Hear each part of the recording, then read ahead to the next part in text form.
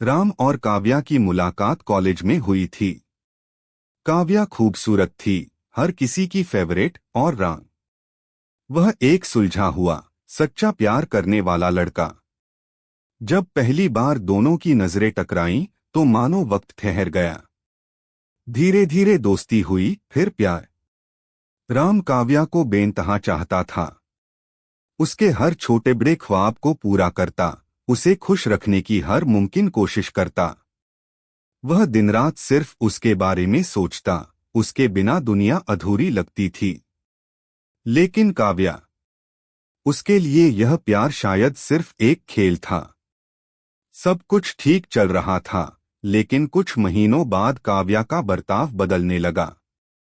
अब वह पहले की तरह राम को वक्त नहीं देती, बहाने बनाने लगी और छोटी छोटी बातों पर झगड़ने लगी।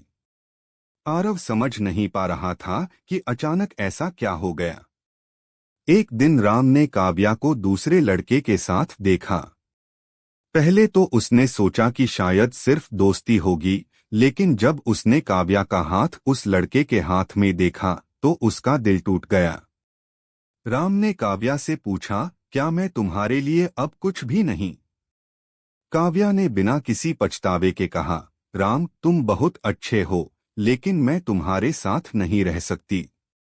मैं अब किसी और से प्यार करती हूँ। यह सुनकर राम को ऐसा लगा जैसे किसी ने उसके दिल को चीर दिया हो। वह जिसके लिए अपनी जान तक देने को तैयार था, वही उसे इस तरह धोखा देकर चली गई। राम टूट चुका था, लेकिन उसने खुद को संभाला। उसने सीखा कि सच्चा प्यार वही होता है जो साथ निभाए, न कि वो जो किसी और की तलाश में चला जाए।